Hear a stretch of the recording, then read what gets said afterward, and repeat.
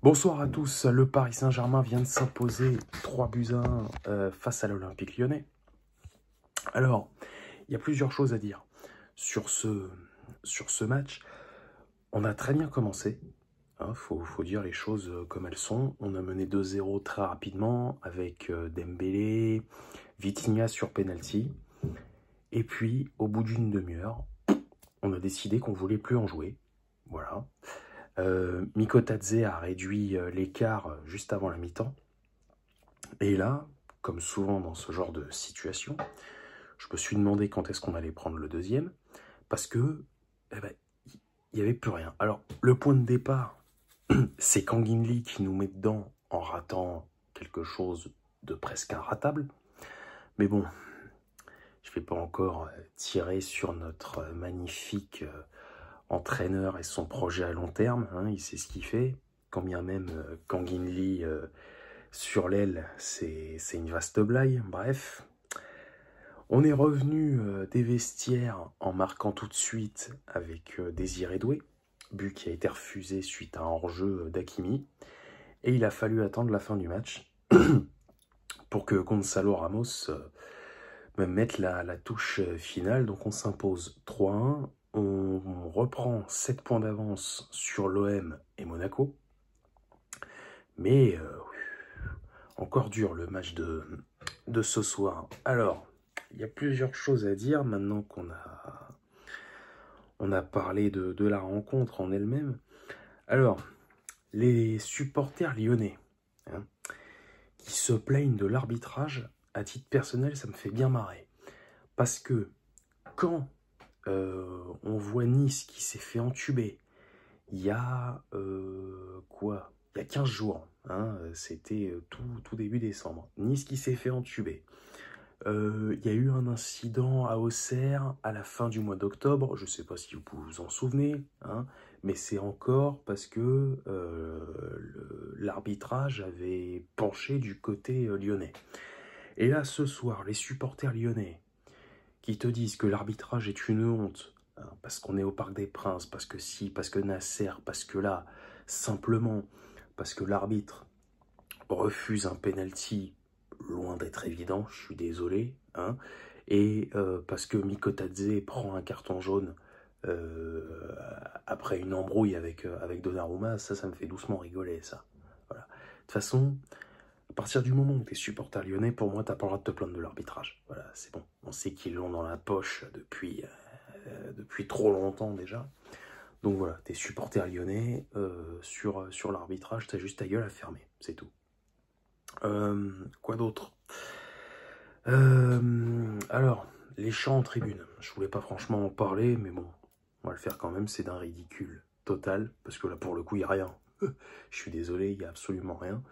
Mais bon, encore une fois, c'est parce qu'on est au Parc des Princes. Ça va faire du chiffre, ça va vendre du papier. Donc, voilà. Le match a été interrompu quelques minutes. Et alors, là, je viens de parler des supporters lyonnais, de l'arbitrage, etc., etc. J'en ai quand même vu certains, après le deuxième but, déjà en train de chercher des excuses. Ouais, mais on a joué jeudi soir, ça se fait pas, ils ont eu plus de jours de repos. Bah oui, connard, c'est le principe de jouer, d'avoir un club qui joue la Ligue des Champions et un autre qui joue la Ligue Europa. Puis, je ferai observer que, premièrement, cette semaine, c'est Paris qui a joué à l'extérieur et pas Lyon. Alors, même si l'Autriche, c'est pas le bout du monde, mais bon, on s'est quand même déplacé pendant que Lyon a reçu Francfort, donc ça va, quoi. Vous n'êtes pas au niveau, vous n'êtes pas au niveau, c'est tout. Vous revenez pas d'un déplacement au fin fond de la Russie, avec 6 heures de vol, 4 heures de décalage horaire, c'est bon, quoi. Stop au bout d'un moment. Donc voilà. Alors, les joueurs, bon, comme je l'ai dit, Kang In Lee, c'est une catastrophe ce soir. Voilà. Doué, il commence enfin un peu à sortir la tête du bois. C'est bien. Par contre, les changements... on a fait rentrer la crème de la crème au niveau défensif, là. Marquinhos et Lucas Hernandez.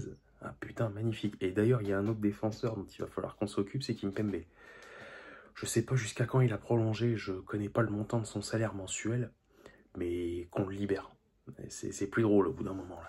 Vas-y, on lui file ce qu'on lui doit, et terminé. Et avant de conclure ce débrief, parce que je voulais pas en faire une vidéo à part entière, il mérite pas, je vais quand même toucher un mot de l'interview de Neymar. Alors, c'est un tissu de conneries, hein. Du début à la fin, c'est de la connerie, mais évidemment tout le monde gobe, parce qu'il nous dit « Ouais, j'ai toujours respecté le Paris Saint-Germain, je voulais gagner la Ligue des Champions. » Bah, pour gagner la Ligue des Champions, poteau, fallait que tu sois plus présent au mois de février, c'est tout. Hein. Puis alors qu'il nous parle pas de respect, parce qu'on parle quand même d'un mec qui voulait payer de sa poche pour retourner au Barça, qui un jour s'est pointé bourré à l'entraînement. Hein, donc, parle pas de respect, s'il te plaît. Ouais, les supporters ci, les supporters là, bah, les supporters, ils ont eu raison, mon pote.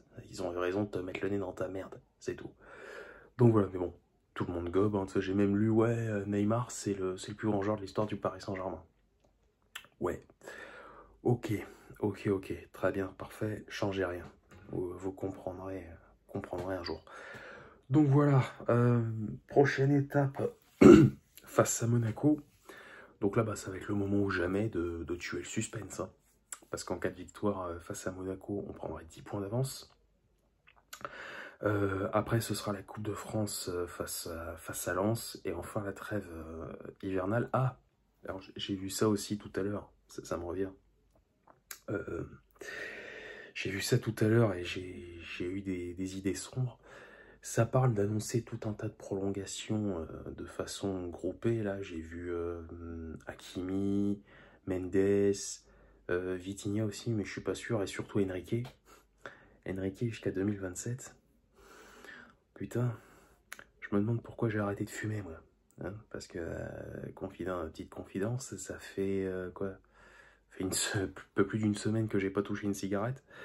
Ça, c'est le genre d'info qui me donne envie de me fumer un paquet d'un coup, quoi, tu vois.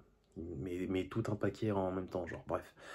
Ouais, non, Enrique jusqu'à 2027, encore 2 ans et demi à tirer, là. Waouh, ça va être long. Ça va être long et douloureux. Enfin, bon. Pardon. Donc, rendez-vous jeudi matin pour PSG Monaco. Enfin, Monaco, pas PSG, plus précisément, puisqu'on se déplace. Et puis voilà. Allez, moi, je vous souhaite bonne fin de soirée. Sortez couverts, évidemment. Hein, et bonsaï.